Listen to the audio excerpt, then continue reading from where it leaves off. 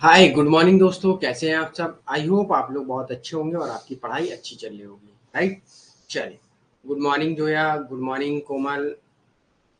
Welcome to session, welcome to filler form app.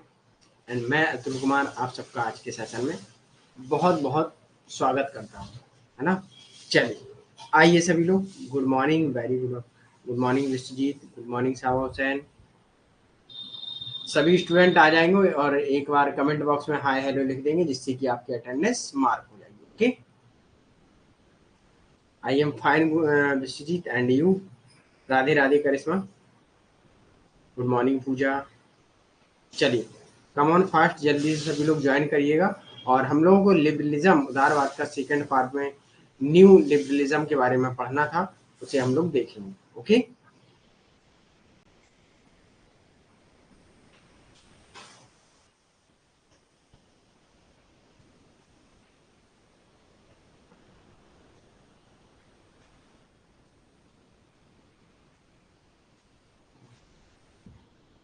Good morning. Good morning Sakshi, good morning Pooja Singh. अच्छा, पूजा अलग है और पूजा सिंह अलग है। ओके, चल। चलिए, तो आज भाई हमको लिबरलिज्म के बारे में पढ़ना है। वॉइस पीपीटी सब कुछ क्लियर है ना आपका? मतलब मेरे यहाँ से सब क्लियर है। अब आपका, आपके फ़ोन में या लैपटॉप में सब क्लियर है कि नहीं?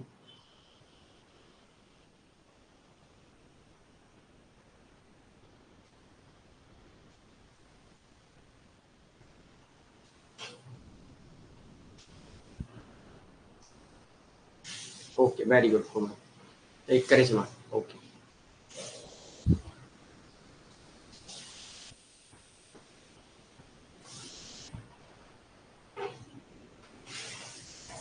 पूजा, डेली क्लासेस की पीडीएफ एंड नोट्स ये आपको ऐप पर ही मिलेंगे। आपने जो भी कोर्स परचेज किया होगा उसी कोर्स में आप जाएंगे, content paper number 2 and content में जाकर उसमें आपको नोट्स मिल जाएंगे।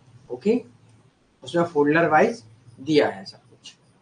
चलिए, तो स्टार्ट करते हैं। आज हम लोग उदारवाद, जैसा कि हम लोगों ने उदारवाद, शास्त्रीय उदारवाद एक विचारधारा की समझी थी। उदारवाद और उदारवाद एक विकासशील एवं गतिशील विचारधारा है, जिसको हमने देखा था कि इसमें रेगुलर प्रोसेस होता रहता है, डेवलपमेंट होता रहता है इसका। ओके, तो इसमें हमने शास्त्रीय उदारवाद पढ़ा था, जिसमें स्टेट लिमिटेड रहता है, व्यक्ति की स्वतंत्रता, व्यक्तिगत इंडिविजुअल लिबर्टी की बात करता है ना, लेजे फेयर की बात करता है। फिर उस और राज्य को एक आवश्यक बुराई मानता है। तो ये उसके कुछ मेजर पॉइंट है, ये आपको नोट करने हैं शास्त्रीय उदारवाद में। ओके, और फिर उसके बाद आता है आपका शास्त्रीय उदारवाद में, मैंने आपको बताया क्लासिकल लिबरलिज्म। तो इसमें क्या, लेजे fair, limited state, Radhe Radhe Guddu, individual liberty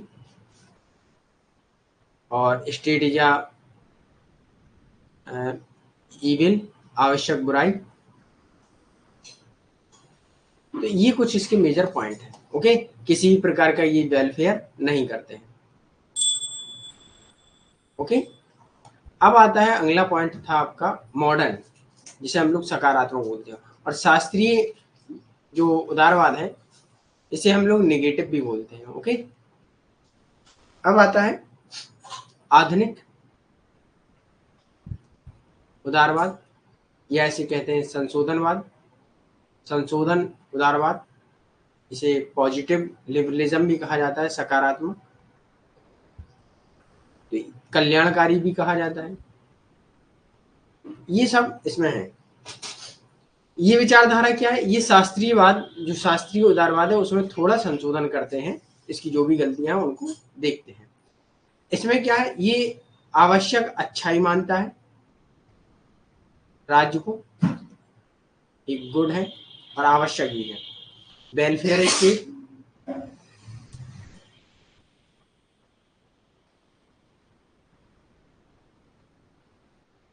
कल्याणकारी, ये मैंने आपको बता दिया। ओके साक्षी, आवश्यक अच्छाई है। और ये लिमिटेड इंटरवेंशन भी करेगा, मतलब इंटरवेंशन करेगा, हस्तक्षेप करता है ये, हस्तक्षेप राज्य ही आर्थिक क्षेत्र में भी करेगा और व्यक्तियों के भी, सामाजिक, ओके, दोनों चीजों में ये करेगा। अब इसके बाद आता है यस, इसके बाद जो आपका था वो था न्यू लिबरलिज्म, तो उसके बारे में हम लोग देख लेते हैं। शास्त्रीय उदारवाद में हॉब्स लॉक को, इनको हम लोगों ने देखा था, है ना। आई होप आप लोगों को ये चीजें क्लियर थी। अब हम लोग बढ़ते हैं थोड़ा लास्की द्वारा उदारवाद में संशोधन, ग्रीन द्वारा, है ना। ये रिपोर्ट आपने पढ़ी हुई होगी।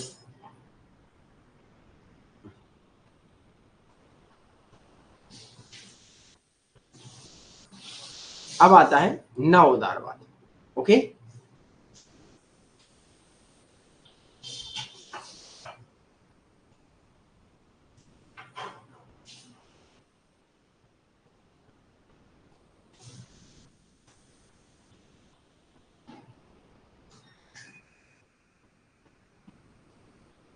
हाँ, अब पहले क्या था ये देखिएगा। पहले क्या था कि वेलफेयर नहीं था, फिर वेलफेयर हुआ, फिर उसके बाद वेलफेयर की आलोचना हुई। और जो बीच में आधुनिक मॉडर्न लिबरलिज्म में क्या हुआ था कि कल्याणकारी वेलफेयर की आलोचना की गई थी, क्रिटिसिज्म किया गया था। क्यों किया गया था? क्योंकि ये थिंकर एफ ए हेग, है ना, कई थिंकर हैं, और लॉर्ड एक्टन, टॉकविले, इन्होंने कहा था कि कहीं ना कहीं कल्याणकारी राज्य जो वेलफेयर होता है वो क्या होता है कि व्यक्ति को दास भी बना लेता है, व्यक्ति की स्वतंत्रता, यस, दास्ता मतलब गुलाम बना लेता है। जैसे एक चीज समझ लीजिएगा, जैसे राज्य है, ठीक है, राज्य आपके लिए एकदम वेलफेयर करता है, सकारात्मक सोचता है, आपके लिए सब कुछ करता है। क्यों करता है? कहीं ना कहीं राज्य आपसे अपने कानून तो बनवा रहा होगा। जैसे कि मान लीजिए आज गवर्नमेंट आपके साथ वेलफेयर कर रही है, तो गवर्नमेंट कहीं ना कहीं अपना हित भी देख रही होगी, आपको इतना कल्याण कर देगी आपका कि आपको खाना फ्री दे देगी, ठीक है, आपको स्वास्थ्य फ्री दे देगी, शिक्षा फ्री दे देगी, आपकी मूलभूत आवश्यकताएं संपूर्ण कर देगी, राइट। करने के बाद क्या होगा? आप सरकार की कभी आलोचना करेंगे? नहीं करेंगे ना। सरकार जैसा भी कानून बनाएगी आप करेंगे, कहेंगे हाँ ठीक है। आप उस पर चिंतन मनन किसी भी प्रकार का लॉजिक अपना नहीं लगाएंगे। क्यों नहीं लगाएंगे? क्योंकि आपकी जो मूलभूत आवश्यकताएं थी वो सारी हो चुकी हैं, स्वास्थ्य सेवा, शिक्षा, चिकित्सा, तो आप आलोचना नहीं करेंगे। आप रियल में सरकार के ऊपर ध्यान ही नहीं देंगे कि सरकार क्या कर रही है, सिर्फ सरकार हमें पैसा दे रही, खत्म। सरकार कहाँ से चोरी कर रही, क्या कर रही, उससे किसी को कोई मतलब नहीं। तो कहीं ना कहीं सरकार ने आपको अपना गुलाम बनाया कि आपकी मूलभूत आवश्यकताएं पूरी करके कर दी, और उसके बाद सरकार पीछे क्या कर रही है, कौन से घोटाले कर रही है, क्या कर रही है, उससे आपको मतलब ही नहीं है। तो आपको एक अलग तरीके से गुलाम बनाया गया है ना। तो यही आलोचना करते हैं एफ ए हेग एवं लॉर्ड एक्टन एंड टॉकविले। और इस आलोचना के करने के बाद जैसे फांसीवादी नाजीवादी व्यवस्थाओं ने स्वयं को कल्याणकारी माना, लेकिन व्यक्ति की स्वतंत्रता थी वहां। हिटलर एवं मुसोलिनी ने तो ये कहा था कि हम कल्याणकारी हैं, और लोगों ने भी उस शासन को स्वीकार किया था। क्यों किया था? क्योंकि उस समय ऐसी अवस्था और परिस्थिति थी लोगों की कि लोग क्या कर रहे थे उस समय, एक मौत के बीच में खड़े हुए थे, मतलब मौत के किनारे खड़े हुए थे कि भाई या फिर मरेंगे या फिर जिएंगे। लेकिन हिटलर और मुसोलिनी का जब शासन आया, फांसीवाद, नाजीवाद, तो उसमें क्या हुआ, उन्होंने बचाया, और उन्होंने कहा कि राष्ट्र के हित में ये सारे काम आप करिएगा तो आप बच जाएंगे। और लोगों ने किया, उसने बचा लिया, और उसने अपना शासन जमाकर लास्ट में निरंकुश हो गया। ओके, याद रखिए। चल, अब ब्रिटेन की अर्थव्यवस्था के बारे में यहाँ बात कही गई है कि व्यवहारिक रूप में संकटग्रस्त प्रतीत होने लगी है, क्योंकि 1969 में ब्रिटिश प्रधानमंत्री मार्गरेट थैचर ने कल्याणकारी राज्य की परिकल्पना का त्याग करते हुए आर्थिक उदारवाद को अपनाया, और अमेरिका में राष्ट्रपति रीगन ने भी बाजारवादी नीतियों का समर्थन किया। ठीक है, इन्होंने क्यों किया? क्योंकि कई चीजों पर क्या था कि हम लोग चल तो रहे थे लेकिन विकास नहीं कर रहे थे, ठीक है।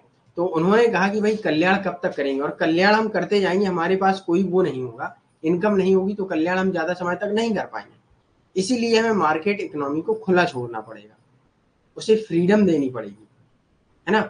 इसीलिए इंग्लैंड के मार्गरेट थ्रेचर, उन्होंने कल्याणकारी राज्य वेलफेयर स्टेट का परित्याग किया, छोड़ दिया कि भाई अब मार्केट इकोनॉमी पर हम ध्यान देंगे, जिसमें सभी लोग अपना भला देखेंगे और सभी लोग अपना अच्छा सोचेंगे और अच्छा करेंगे, है ना।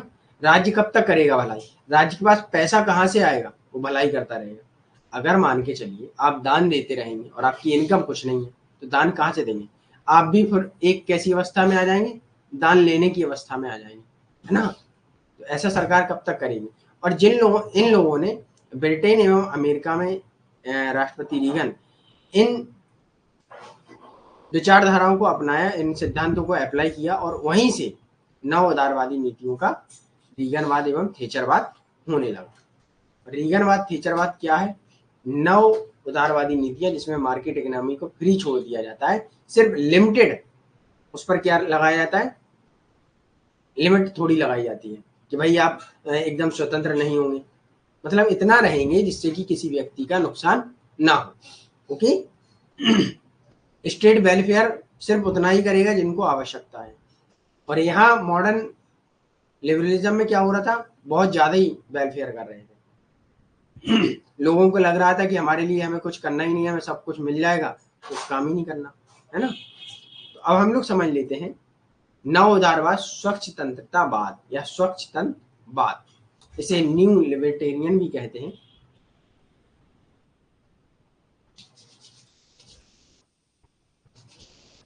ओके, अब ये चीज समझ में आ गई होगी, और इसे न्यू लिबरलिज्म भी कहा जाता है। तो मॉडर्न क्या है, क्लासिकल क्या है, और न्यू क्या है, न्यू क्या है, ओके, याद रखिएगा। तो नव उदारवाद को दक्षिण पंथ की विचारधारा या दक्षिण पंथ भी कहा जाता है। इसके बहुत इंपोर्टेंट थिंकर हैं एफ.ए. हेग, फ्रेडरिक हेग, जिनकी पुस्तक है द कॉन्स्टिट्यूशन ऑफ लिबर्टी 1960 में इन्होंने लिखी है संवैधानिक स्वतंत्रता। इस पुस्तक में वो कहते हैं नव उदारवाद विचारधारा का आधार रखा, और उन्होंने स्वतंत्रता और समानता को परस्पर विरोधी माना कि भाई स्वतंत्रता समानता को विरोधी सिद्धांत माना। यहाँ से एक क्वेश्चन बन सकता है कि किस थिंकर ने फ्रीडम एंड इक्वालिटी को एक दूसरे का अपोजिट माना, ओके, विपरीत माना। तो याद रखिएगा एफ.ए. हेग, और किस पुस्तक में, द कॉन्स्टिट्यूशन ऑफ लिबर्टी 1960 में जो पुस्तक लिखी गई है। ओके, उन्होंने तर्क दिया कि लोगों में भिन्न भिन्न योग्यताएं, एबिलिटी एंड स्किल होती हैं, जिनके कारण आय और संपदा में विषमता होगी। अब एक चीज मान लीजिए, अगर सारे लोग समान होते तो फिर समाज में राज्य कौन करता और सारे लोग स्वतंत्र होते। लेकिन लोगों में कुछ स्किल एंड एबिलिटी, योग्यता के अनुसार क्या होता है, अंतर होता है, वो नेचुरली होता है, और इस विषमता को कोई भी पाट नहीं सकता है। तो हम ज्यादा कल्याण करके क्या करेंगे, जिससे कि हम सबको समान कर देंगे, फिर सभी लोग कहेंगे हमें स्वतंत्रता समान दे, फिर काम कौन करेगा, है ना। तो इसलिए उन्होंने कहा कि समानता और स्वतंत्रता दोनों एक दूसरे के विरोधी सिद्धांत हैं। ओके, इन्होंने व्यक्तिवादी अणुवादी समाज एवं बाजारवादी अर्थव्यवस्था को पुनर्जीवित किया। अब यहाँ एक चीज देखिएगा, शास्त्रीय उदारवाद में व्यक्ति अणुवादी था, व्यक्तिगत स्वतंत्रता, अणुवादी समाज, बाजारवादी अर्थव्यवस्था थी। मॉडर्न में क्या हुआ था, मॉडर्न में इसको छोड़ दिया गया था, मतलब लिमिट लगा दी गई थी, बंद कर दिया गया था कि व्यक्ति की इंडिविजुअल लिबर्टी नहीं होगी, व्यक्ति समाज अणुवादी नहीं होगा, बाजारवादी व्यवस्था नहीं होगी, स्टेट वेलफेयर करेगा। लेकिन एफ.ए. हेग ने यहाँ ये समस्याएं देखी मॉडर्न लिबरलिज्म में, सकारात्मक पॉजिटिव लिबरलिज्म में, है ना, सकारात्मक उदारवाद में। तो इन्होंने फिर से ये चीजें पुनर्जीवित की जो उदारवाद में, शास्त्रीय उदारवाद में थी। उसमें क्या किया, व्यक्तिवाद लाए, अणुवादी समाजवाद लाए, और बाजारवादी अर्थव्यवस्था को पुनर्जीवित किया। द कॉन्स्टिट्यूशन ऑफ लिबर्टी, स्वतंत्रता और समानता में विपरीत बताया हेग ने। यस, वेरी गुड करिश्मा, ठीक है। तो ये चीजें आपको याद रखनी है। अब यहाँ सेम वही चीजें आ जाती हैं जो शास्त्रीय उदारवाद में था, लेकिन यहाँ कुछ चीजों पर लिमिट लगा दी जाती है। शास्त्रीय उदारवाद में क्या था, बाजारवादी व्यवस्था में किसी प्रकार की लिमिट नहीं लगाई जाएगी, राज्य सीमित था। यहाँ अब थोड़ा लिमिट लगाई जाएगी। आधुनिकवादी समाज, अंजलि आधुनिकवादी समाजवाद नहीं पढ़ रहे हैं, हम आधुनिक उदारवाद पढ़ रहे हैं। ओके, और आधुनिक समाज वो होता है जिसमें तकनीकी आ जाती है, जिसमें लोग सोचने लगते हैं, है ना, वो है मॉडर्न। ओके, तो अब यहाँ क्या हो जाता है,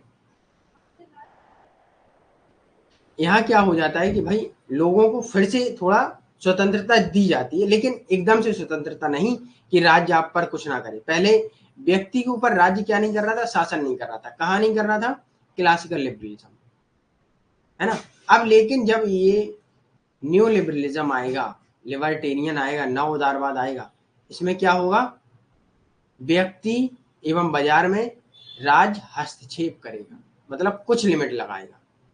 ओके, याद रखिए। Good morning Pankaj. तो हेग ने कल्याणकारी राज्य की मान्यता के औचित्य पर प्रश्न उठाते हुए यह कहा कि यह विधि शासन व कुशलता के विरुद्ध है, क्योंकि व्यक्तियों के मध्य अतार्किक भेदभाव किया जाता है ना, कि कल्याणकारी व्यक्तियों के मध्य अतार्किक भेदभाव की कहा जाता है, ये कुछ कर नहीं रहा है कि इनके लिए भेदभाव, वो वेलफेयर किया जाना चाहिए। तो आज के टाइम ये भी देखिएगा, आज के टाइम स्वास्थ्य सेवाएं मिलती हैं तो अधिकतर कहीं ना कहीं वो लोग भी जाते हैं जिनके पास पैसा है, तो और उन लोगों के लिए वो चीजें खत्म हो जाती है जिनके पास पैसा नहीं।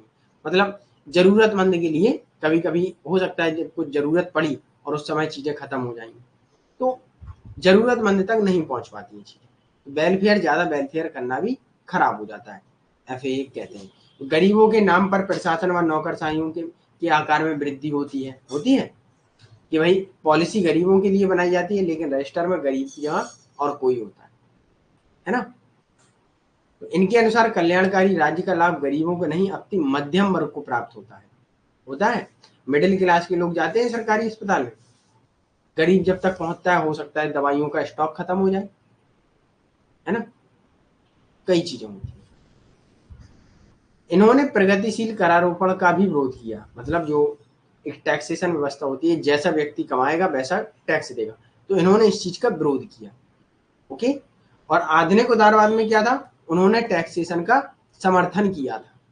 ओके, क्योंकि यह समान कार्य एवं समान वेतन के विरुद्ध है। प्रगतिशील करारोपण के द्वारा व्यक्ति को दंडित किया जाता है।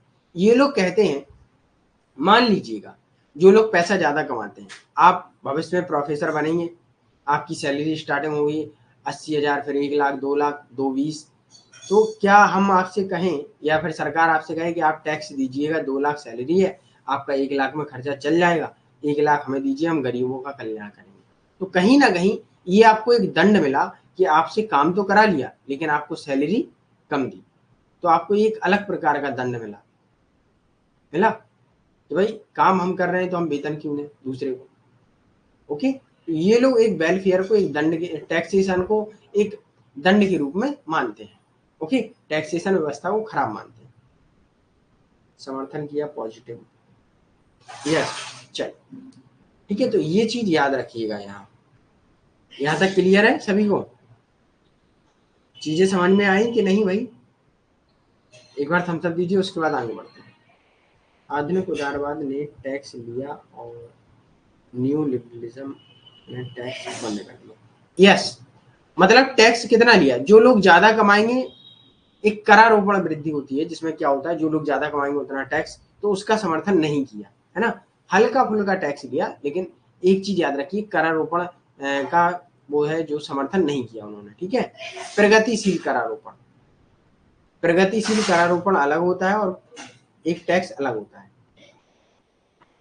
ओके,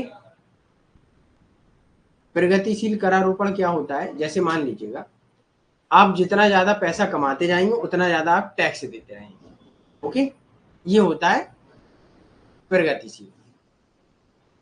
ओके, और एक टैक्स होता है कि भाई आप जितना भी कमाएंगे जो लिमिट है उस पर वो लगा दी जाएगी। तो प्रगतिशील करारोपण का विरोध किया। ओके, याद रखिए, यहां तक क्लियर। एक लिमिटेड टैक्स, यस साक्षी, हाँ, और किसी को कोई प्रॉब्लम। अंजलि, पूजा, और कौन था, कल एक न्यू स्टूडेंट आए थे, कौन थी, तो बताइएगा अगर आपको किसी प्रकार की प्रॉब्लम या कोई भी डाउट हो तो बताइएगा। न्यू लिबरलिज्म में थोड़ा बहुत टैक्स दिया क्या? हाँ, थोड़ा बहुत लेंगे, लिमिटेड, मतलब प्रगतिशील, जैसा आप कमाएंगे वैसा नहीं लेंगे। Okay okay, very good Anjali. Yes, okay, very good. तो अब आप लोग तीन वो बनाएंगे लिबरलिज्म को समझने के लिए। एक बनाएंगे शास्त्रीय, एक बनाएंगे आधुनिक, और एक बनाएंगे नव उदारवाद। तीनों में आप लिखेंगे कि क्या क्या है। ओके, अगला पॉइंट है, यह बिंदु ध्यान देने है कि हेग कहते हैं कि राज्य के कल्याणकारी कार्यों को पूर्णतः विरोध नहीं किया। एक चीज याद रखिएगा, मैंने आपको स्टार्टिंग में ही बताया था, कल्याण करेंगे, वेलफेयर करेंगे, लेकिन लिमिटेड करेंगे, है ना। ये लोग वेलफेयर स्टेट का विरोध पूरी तरीके से नहीं करते, थोड़ी लिमिट लगा देते हैं कि हमें ज्यादा कल्याण भी नहीं करना है। ज्यादा कल्याण कौन करते हैं? वेलफेयर सबसे ज्यादा कौन करते हैं? Modern, positive. ओके, और कल्याण ना ना के बराबर कौन करता है? करता ही नहीं है, वो नेगेटिव, शास्त्रीय उदारवाद। और थोड़ा बहुत कल्याण कौन करता है? आपका न्यू लिबरलिज्म। बल्कि राज्य द्वारा आर्थिक गतिविधियों पर एकाधिकार का विरोध किया। आर्थिक गतिविधियों में एकाधिकार के कोई एक व्यक्ति नहीं रहेंगे। ओके, सभी लोग रहेंगे। कल्याणकारी राज्य की संकल्पना के विरोधी हैं, जिसका क्या हो, जिसका प्रयोग ब्रिटेन में हुआ। ब्रिटेन वाली जो कल्याणकारी व्यवस्था है उसके विरोधी हैं। Okay, Hague. इन्होंने बाजारवादी व्यवस्था का समर्थन करते हुए कहा कि राज्य द्वारा अभावग्रस्त लोगों के लिए कुछ सुविधाएं उपलब्ध कराई जाएंगी। अब मैंने आपको बताया था कि बाजारवादी व्यवस्था में थोड़ा बहुत हस्तक्षेप करेगा स्टेट। क्यों करेगा? क्योंकि जिन लोगों को कुछ भी सुविधाएं प्राप्त नहीं, उनको थोड़ी बहुत सुविधाएं देगा, जिससे कि वो अपने को अच्छा बना ले। ओके, नेगेटिव बिल्कुल नहीं करते, पॉजिटिव। यस, हेग के अनुसार सर्वाधिकारवाद व कल्याणकारी राज्य एक सिक्के के दो पहलू हैं। कल्याणकारी राज्य एवं सर्वाधिकारवाद, उन्होंने बताया, और यहाँ से क्वेश्चन बन सकता है कि कल्याणकारी राज्य एवं सर्वाधिकारवाद दोनों एक ही सिक्के के पहलू हैं। तो कौन सा थिंकर कहता है? तो हेग कहते हैं। ओके, अब हेग ने कहा सर्वाधिकारवाद में क्या होता है? सब कुछ राज्य के नियंत्रण में रहता है, यहाँ तक कि व्यक्ति कितने बजे सोएगा, उठेगा, खाएगा, पिएगा, क्या पढ़ेगा। सर्वाधिकारवाद में व्यक्ति के जीवन पर नियंत्रण रहता है। ऐसे ही कल्याणकारी राज्य में भी व्यक्ति के जीवन पर नियंत्रण रहता है। तो आज कहीं ना कहीं आपके जीवन पर नियंत्रण है किसका? है सरकार का, है ना। कभी देखिएगा और सोचिएगा, है ना, याद रखिए। चलिए, कल्याणकारी राज्य का मार्ग सर्वाधिकार की ओर अग्रसर होता है, क्योंकि जब सरकार आपको ज्यादा सुविधाएं देगी तो आप सरकार की बुराई तो कर ही नहीं सकते भाई, बिल्कुल, क्योंकि आपने खाया है, सरकार का खाया है। और सरकार की अब जब बुराई करेंगे तो सरकार यही जवाब देगा कि भाई सुविधाएं तो ली हैं आपने, तो सुविधाएं हम कहाँ से देते, है ना। बाजारवादी अर्थव्यवस्था को सबसे कुशल एवं सक्षम माना इन्होंने, कि बाजारवादी अर्थव्यवस्था ठीक है। ओके, फ्रीडमैन के विचार पढ़िएगा कि नव उदारवादियों की मान्यता है कि फ्रीडमैन ने इसे आगे बढ़ाया और पूंजीवादी आर्थिक प्रणाली व स्वतंत्रता में सह संबंध पाया। ठीक है, कि पूंजीवादी और आर्थिक प्रणाली, मतलब पूंजीवाद और स्वतंत्रता दोनों सह संबंध है। स्वतंत्रता वहीं हम लोगों को संभव हो सकती है जहां आर्थिक प्रणाली पूंजीवाद हो। अतः इन्होंने बाजार व सीमित राज्य का समर्थन किया, कि राज्य अब लिमिटेड होगा, थोड़ा बहुत, एकदम से लिमिटेड नहीं होगा। ओके, यस सर, हाँ डायरेक्ट नहीं है पर इनडायरेक्ट है। यस करिश्मा, है ना। तो ये चीजें आपको क्लियर हुई ना। चलिए, यहाँ तक किसी का कोई डाउट हो तो बताइए, नहीं तो फ्रीडमैन के बारे में हम लोग देखेंगे।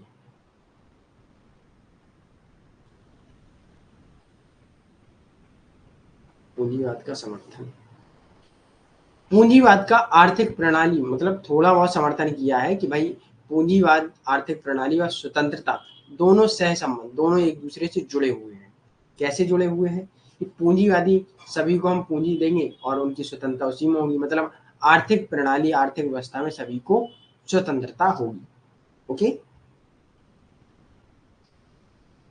जब लोगों के पास पूंजी होगी और पूंजीवादी व्यवस्था होगी, जिसमें क्या होगा, बड़ी-बड़ी कंपनियाँ होंगी, वो वहाँ से पैसा जनरेट करेंगी और वहाँ लोगों को क्या करेंगी कि अब लोगों की सुविधाओं पर भी ध्यान देंगी।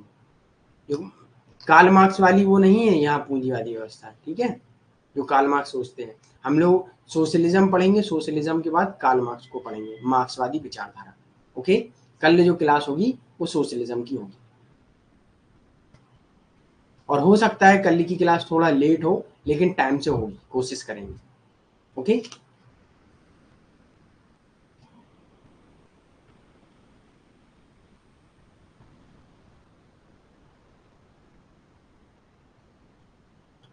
तो यहाँ तक सारी चीजें क्लियर है आपकी?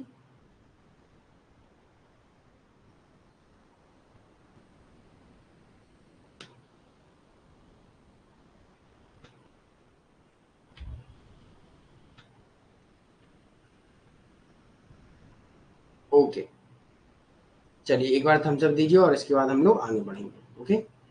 ओके, वेरी गुड साक्षी।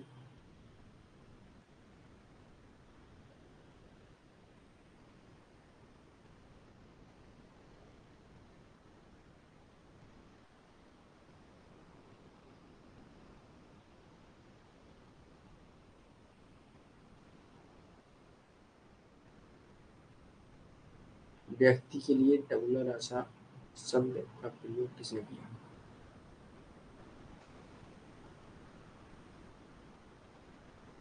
मैंने आपको बताया था। चलिए, सारे थिंकर हम लोग पढ़ चुके हैं। टबुलर आशा किसने कहा? जवाब दीजिए, किसे पता है?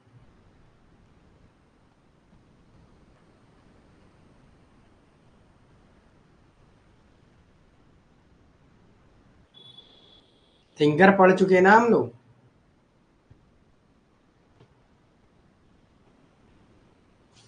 और तबला राशा का अर्थ बताइएगा। ब्लैंक स्लेट बोला जाता है इसे। ओके? रूसो भी आ रहे हैं, लॉक भी आ रहे हैं, और कोई हॉब्स भी आ रहे हैं। किसमें आया था क्वेश्चन, करिश्मा?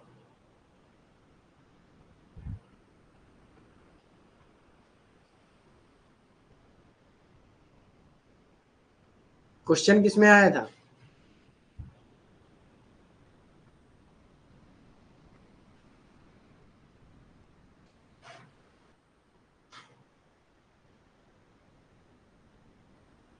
यस, तबला राशा लॉक ने लिया था। इसमें क्या होता है ये चीज समझ लीजिएगा थोड़ा। लॉक मानते हैं व्यक्ति क्या है, ब्लैंक स्लेट है।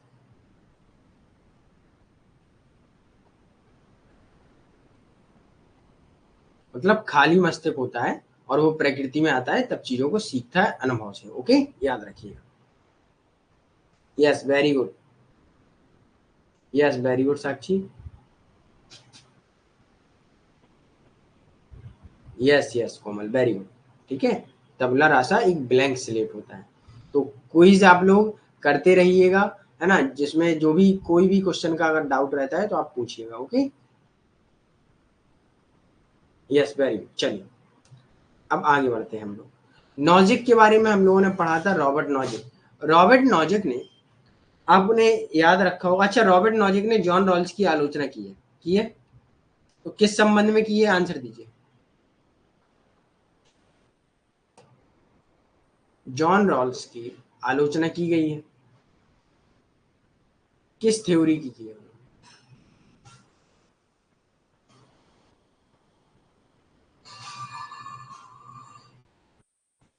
चलिए, विश्वजीत का आंसर आया वेलफेयर। और कोई?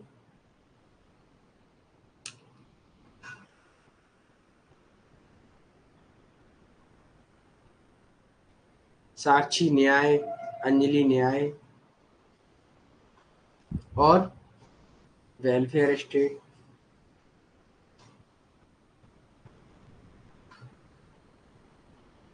भाई, मैंने आपको जॉन रॉल्स इतने अच्छे से पढ़ाया था, मैंने और कई बार बताया था। जहां जहां जॉन रॉल्स का जिक्र हुआ है वहां वहां मैंने नॉजिक ने जॉन रॉल्स के किस संक्षिप्त में, किसके लिए वो किया है आलोचना, तो ये हमने बार बार बताया कि वेलफेयर स्टेट की आलोचना की है, कल्याणकारी राज्य की आलोचना की है। ओके, तब भी आप लोग जस्टिस जस्टिस जस्टिस लगाए। जस्टिस की इनकी आलोचना किसी ने भी नहीं की। ओके, इनका न्याय का जो सिद्धांत है उससे प्रभावित थे नॉजिक। तब नॉजिक ने कहा था कि प्राकृतिक अवस्था में सारी वस्तुएं अनार्जित हैं, उनका अर्जन कर लें, और अर्जन का तरीका, प्राप्त करने का तरीका सही होना चाहिए, है ना। और उन्हें अगर आप ट्रांसफर भी करते हैं किसी को तो वो भी तरीका सही होना चाहिए। अगर ये सारे तरीके गलत होंगे तो राज्य आपको दंड देगा। वेलफेयर स्टेट की आलोचना की है उन्होंने। वेलफेयर स्टेट में की कहा है कि जो व्यक्ति प्राकृतिक रूप से उसे विषमता मिली है, मतलब सक्षम नहीं है, तो उसे वैसा ही रहने दें, है ना। आप दूसरे व्यक्ति का हक छीन के दूसरे को क्यों दे रहे हैं? जब प्राकृतिक अवस्था में वो कहते हैं लॉजिक कि सारी वस्तुएं अनार्जित थी, तो मौका उस भी व्यक्ति को मिला और इस भी व्यक्ति को मिला, दोनों व्यक्तियों को मिला। अब जो जितना प्राप्त कर पाएगा वो अपनी क्षमताओं से प्राप्त कर पाएगा, अपनी स्किल से प्राप्त कर पाएगा। तो फिर हम जो फिट आदमी है उसकी मेहनत का फल उससे छीन कर या लेकर इस व्यक्ति को हम क्यों दें? वेलफेयर का मतलब ये होता है कि दिया जाता है, लेकिन लॉजिक ने कहा तो हम क्यों दें जब सारी वस्तुएं अनार्जित थी। ओके, लॉजिक को हम लोग देख लेते हैं। लॉजिक एक नव उदारवादी थिंकर है एवं अतिवादी विचारक है। लॉजिक मतलब एक कल्याणकारी विचार का समर्थन नहीं करते, जिन्होंने राज्य के बिल्कुल न्यूनतम कार्यों का समर्थन किया। राज्य को इन्होंने क्या माना? नाइट वॉचमैन माना, रात्रि प्रहरी, जो सिर्फ राज्य क्या करेगा, किसी प्रकार का हस्तक्षेप नहीं करेगा। सिर्फ राज जो रात्रि प्रहरी होते हैं, जो टहलते रहते हैं, आपकी सुरक्षा करते हैं, वो करेगा राज्य, पुलिस राज्य होगा। ओके, तो बाहरी एवं आंतरिक असुरक्षा से हमारी सुरक्षा करें। सर,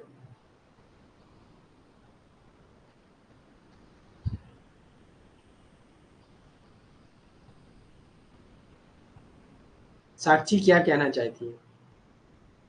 अच्छा, जो जैसा चयन करे, जिसका जैसा चयन हो। यस, थोड़ा वेट करिएगा 2 मिनट।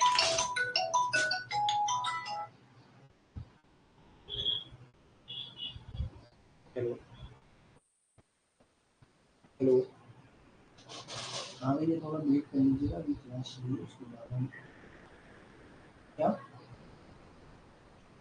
भैया क्या सही पूछे यार। चलिए यहाँ पे वेट करिए।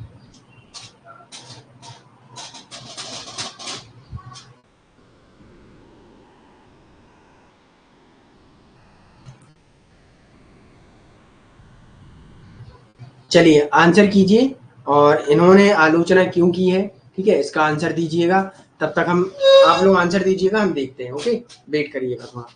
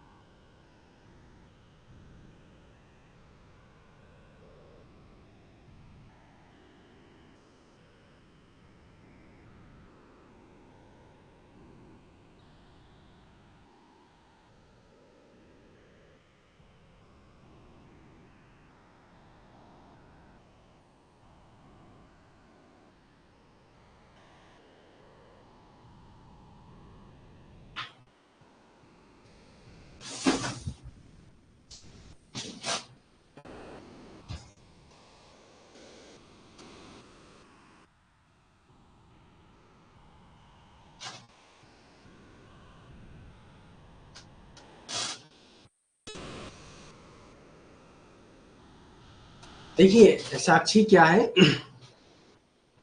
नॉजिक रॉल्स के न्याय से प्रभावित थे, ठीक है। उन्होंने न्याय का सिद्धांत तो दिया है, लेकिन उनकी कल्याणकारी राज्य की आलोचना की है। ओके, याद रखिए।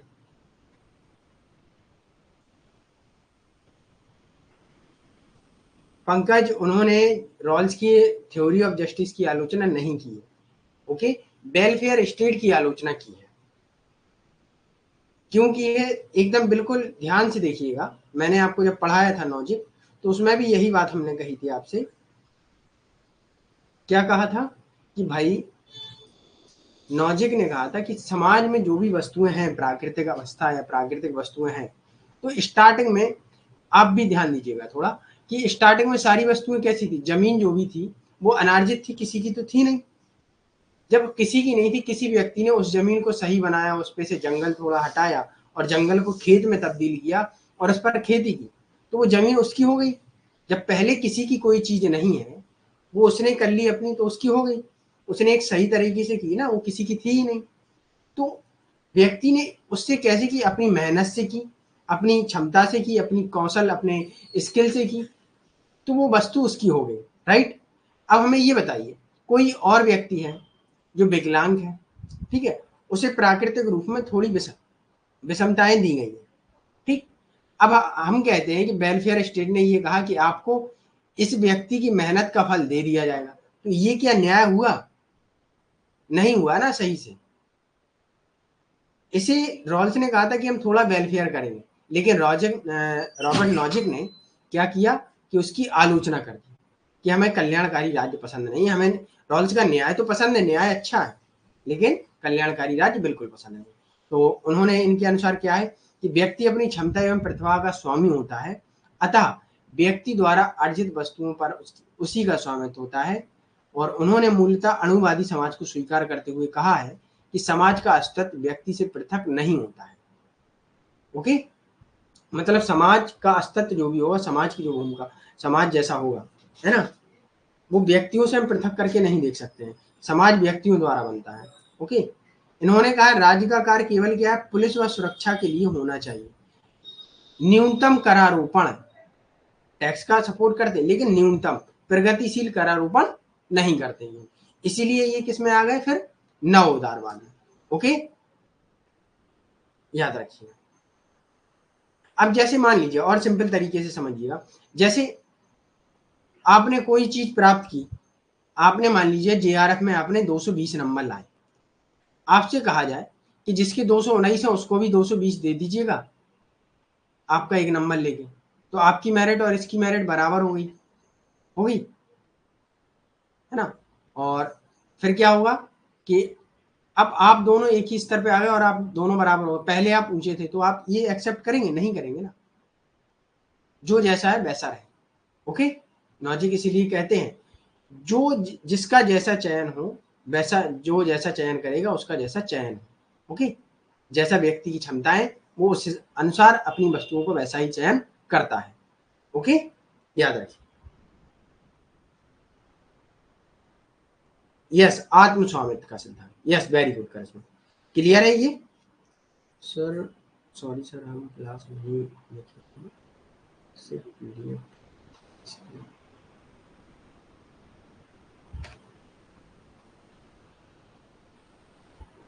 ओके, कोई बात नहीं, लेकिन क्लास देख लीजिएगा लॉजिक की। ओके, अब नव उदारवाद और व्यवहारिक स्थितियां क्या है, तो ये देख लीजिएगा थोड़ा। पूर्वी यूरोपीय साम्यवादी व्यवस्थाओं के विघटन व वर्ष 1990 में सोवियत संघ के विघटन के पश्चात क्या हुआ, फ्रांसिस फुकुयामा ने अपनी रचना एक लिखी, the end of history and the last man 1992 में लिखा, और उन्होंने कहा कि उदारवादी विचारधाराओं ने विचारधाराओं के संघर्ष को जीत लिया है। जब सोवियत संघ का रियल में पता, कभी भी रसिया हारा ही नहीं था, ठीक है। अगर देखा जाए तो जब भी आप इंटरनेशनल लॉ वो रिलेशंस पढ़ेंगे, उसमें आपको बताया जाएगा कि जो सेकेंड वर्ल्ड वॉर हुआ था, तो उसमें कभी भी रसिया हारा ही नहीं था। रसिया का जो विघटन हुआ था, उसके सारे देश थे, तो उनमें विघटन हो गया था। क्यों हो गया था? क्योंकि रसिया ये चाह रहा था कि हम सारी चीजें हमारी जरूरत की हो, हम किसी अन्य देश से नहीं लेंगे। हम समाजवादी विचारधारा के अनुयायी हैं। जो भी कुछ होगा हमारे समाज के अंदर होगा, हम किसी समाज से नहीं लेंगे, ना हम धन किसी को देंगे ना लेंगे, हमें कुछ नहीं करना, हम समाजवादी हैं। ठीक है। तो समय ऐसा हुआ कि भाई पहला युद्ध हुआ, दूसरा भी युद्ध हुआ। दूसरा युद्ध होने के बाद रसिया के पास नेचुरल सोर्सेज बहुत थे। ठीक है। तो लेकिन कहीं ना कहीं सारी चीजें एक समय खत्म होती हैं जब कंज्यूम हम लोग करने लगते हैं। तो क्या हुआ कि उस समय आया उदारवाद, और उदारवादी विचारधारा का अनुयायी था अमेरिका। ठीक है। तो अमेरिका उदारवादी विचारधारा मानता था, और रसिया को ऐसा करना पड़ा कि उसको अपने आर्थिक संकट से निकलने के लिए, क्योंकि युद्ध में उसने बहुत कुछ खोया था। ठीक है। रसिया ने अपना आर्थिक संकट से निकलने के लिए उसने इस विचारधारा को अपनाया, उदारवादी विचारधारा को अपनाया, जिसमें अमेरिका ने अपना प्रचार किया कि भैया हम जीत गए। लेकिन रियल में अमेरिका जीता ही नहीं था कभी। ठीक है। अमेरिका ने प्रचार किया कि हम जीत गए हमारी। तब फ्रांसिस फुकुयामा ने अपनी पुस्तक the end of the history of the last man में कहा कि उदारवादी विचारधारा जीत गई, क्लैश ऑफ सिविलाइजेशन, है ना। तो इनके बारे में भी हम लोग देखेंगे। ओके। उदारवादी लोकतंत्र ही विश्व के समक्ष उपलब्ध सर्वोत्तम एक विकल्प रहा, क्योंकि हम लोगों ने भी, हमने जब आपको उस क्लास में पढ़ाया है जो प्लानिंग इन इंडिया में, तो उसमें जो 91 की आर्थिक संकट था उसमें सभी देशों ने अधिकतर झेला है कि आर्थिक संकट क्या होता है ना। मंदी देखी है सभी देशों ने। तो हम लोगों ने भी अपने उस संकट से निकलने के लिए एलपीजी लागू किया था। जब आईएमएफ से मदद लेने गए थे तब उससे हम लोग सलाह लेके आए थे, और थोड़ा बहुत पैसा। ठीक है, याद रखिएगा। तो उदारवाद की अब विश्वव्यापी विजय हो चुकी है। वर्ष 1990 के पश्चात उदारवादी व्यवस्थाओं का प्रयोग पूर्व साम्यवादी व्यवस्थाओं में भी किया गया, तथा तीसरी दुनिया के अनेक भागों में अब उदारवादी आर्थिक प्रणाली को स्वीकार करने लगे। इसमें नव उदारवादी विचारधारा कि भाई स्टेट वेलफेयर करेगा, लिमिट रहेगा, सब कुछ रहेगा। अब लोगों को समझ में आने लगा कि हमें किस रास्ते चलना था। और उस समय उदारवाद में लोगों ने देखा, शास्त्रीय उदारवाद में, कि हम स्टेट किसी प्रकार का इंटरवेंशन नहीं करेगा। लेकिन पता चला कि वहां पूंजीवाद बढ़ता जा रहा है, लोग गरीब और अमीर होते जा रहे हैं, स्टेट को इंटरवेंशन करना पड़ेगा और गरीबों के लिए कुछ करना पड़ेगा। तब आती है आधुनिक उदारवाद, मॉडर्न लिबरलिज्म, जिसे पॉजिटिव लिबरलिज्म भी कहा जाता है। तब उसमें क्या होता है कि स्टेट कुछ वेलफेयर करेगा, लेकिन स्टेट इतना वेलफेयर हो गया कि राज्य स्टेट का क्या हुआ कि आर्थिक मंदी आने लगी। तब फिर आती है नव उदारवादी विचारधारा, जिसमें दोनों समस्याओं का समाधान मिल चुका था। तब सारे देशों ने उदारवादी विचारधारा, नव उदारवादी विचारधारा अपनाई। Okay, clear? यस। तो याद रखिएगा ये चीजें। अब समतावाद क्या होता है? हमने आपको बताया था इक्वालिटी एंड इक्विटी, ये आपको लिबर्टी वाले कॉन्सेप्ट में मिल जाएगा, सॉरी जस्टिस वाले में मिलेगा, है ना। इक्विटी एंड जस्टिस वाले, सॉरी इक्वालिटी एंड जस्टिस वाले में आपको मिल जाएगा। उसमें हमने क्लास के स्टार्टिंग में ही एक डायग्राम द्वारा समझाया है कि जस्टिस क्या होता है, ओरिजिनल पोजीशन क्या होती है, इक्वालिटी क्या होती है एंड इक्विटी क्या होती है। ठीक है। इक्विटी होती है समानता, मतलब इतना देना कि सभी लोग समान हो जाए। इक्वालिटी होती है एक समान दे दें वस्तु कि एक एक ही मिलेगा, है ना। तो समतावाद धन संपदा, मान मर्यादा और प्रचलित विषमताओं का कायम नहीं रखना चाहता।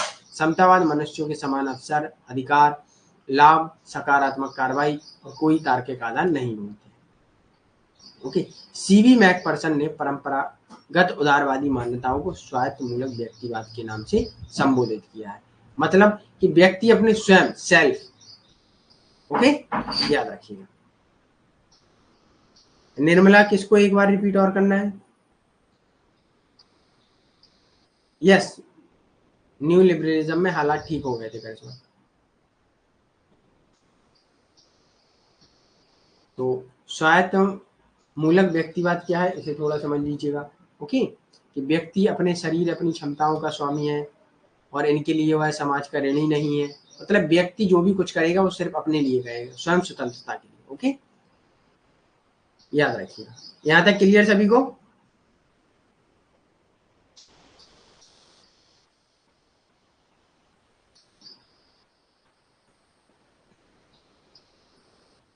इसे पढ़िएगा। और जॉन रॉल्स जब तक नहीं पढ़ेंगे तब तक, इसीलिए मैंने आपको सारे थिंकर पहले पढ़ाए हैं, क्योंकि उन्हें पढ़ेंगे तभी आपको ये कॉन्सेप्ट, की कॉन्सेप्ट एंड आइडियोलॉजी समझ में आएगी। ओके, तो उनको जितने जल्दी आप लोग कवर कर लेंगे उतने जल्दी आपका हो जाएगा। 2x की स्पीड पे बढ़ाइएगा, जल्दी जल्दी से करिएगा, तब इन चीज़ों को पढ़िएगा, क्योंकि अब सिलेबस बढ़ेगा ही, घटेगा नहीं। एग्जाम तक कोई रेस्ट होगा नहीं। ओके,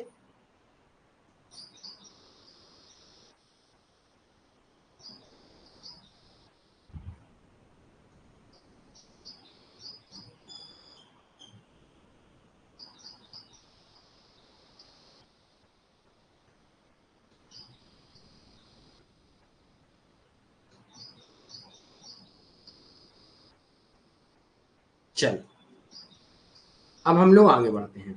ओके, आगे समाप्त है। ठीक है, थोड़ा बहुत हम लोग मार्क्सवाद का परिचय देख लेते हैं कि मार्क्सवाद क्या है। ओके, आई होप आप लोगों को यहाँ तक अच्छा लगा और समझ में आया। अब हम लोग देख लेते हैं मार्क्सवाद क्या है। ये देख रहे होंगे, आपको मार्क्स चाचा दिख रहे होंगे, है ना, रेड रेड, एकदम गुस्से में है ना, गुस्से में दिख रहे हैं कि नहीं दिख रहे हैं?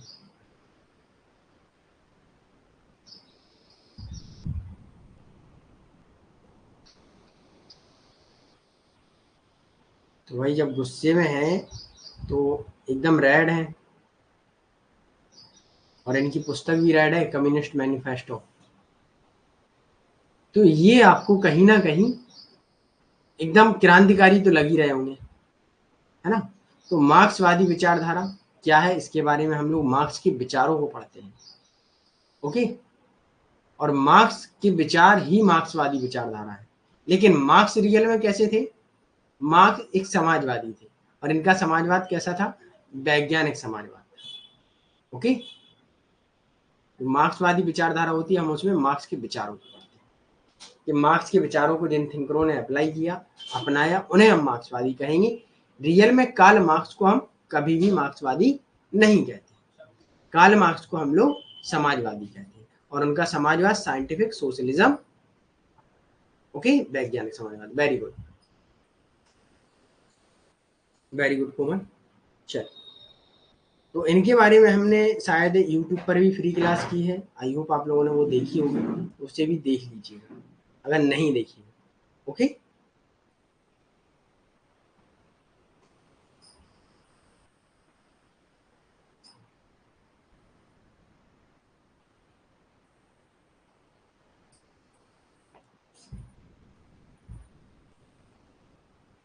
चलिए आगे बढ़ा जाए। सर आपकी हॉर्स और लॉक की रिकॉर्डेड क्लास ऐप पर नहीं है।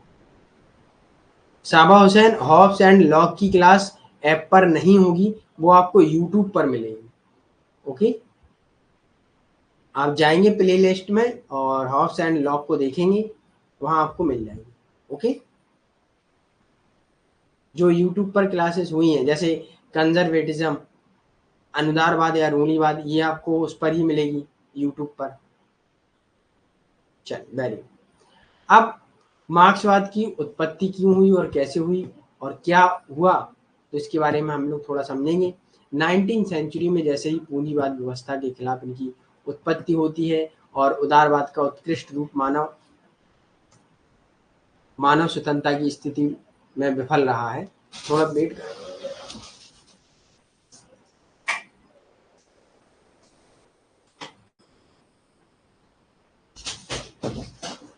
ओके, तो कहीं ना कहीं इनके थिंकर को पढ़ेंगे। परंपरागत मार्क्सवाद क्या है, चिरसम्मत मार्क्सवाद क्या होता है, या उत्कृष्ट क्या होता है ना, नव मार्क्सवाद क्या है, मार्क्स ने किसके साथ, एंजल इनके मित्र थे बहुत अच्छे। ये पहले मार्क्स की आप लोग क्लास देखिएगा और सुनिएगा। हम लोग ये मार्क्सवाद कल पढ़ेंगे, लेकिन कल आपको क्या पढ़ के आना, ये चीज याद रखिएगा। कल आपको मैंने कार्ल मार्क्स पढ़ाया है, तो उसको पहले पढ़ के आइएगा, और ये पीडीएफ मैंने अपलोड कर दिया है, इसको भी पढ़ के आइएगा। तो कल के लिए आपके लिए होमवर्क ये रहेगा कि आपको कार्ल मार्क्स की क्लास पढ़ के आना, जिन स्टूडेंटों ने पढ़ा ना हो। ठीक है, जिन स्टूडेंटों ने कार्ल मार्क्स की क्लास नहीं देखी हो उनको पढ़ के आना है, जिन्होंने देखी है तो वो अपना आगे के जो भी पढ़ना है वो पढ़े। Okay, yes very good. Book भी देख लीजिएगा थोड़ा। देखिए चीज़ों को क्या है, रटना नहीं है हम लोग को, ओके, पढ़ना है और समझना है, ये चीज़ याद रखिए। चलिए, तो आज की क्लास में अभी यहाँ किसी भी स्टूडेंट का कोई डाउट हो तो बताइए, किसी का कोई doubt?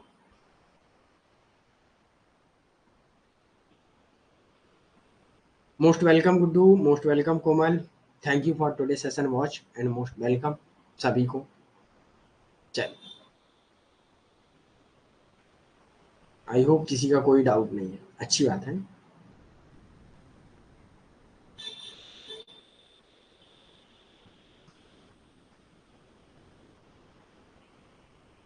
Okay bye. Okay bye bye Zoya Vishwajeet. चलिए सर, समाजवाद इसके बाद पढ़ेंगे, यस मार्क्सवाद के बाद हम लोग समाजवाद पढ़ेंगे। ओके,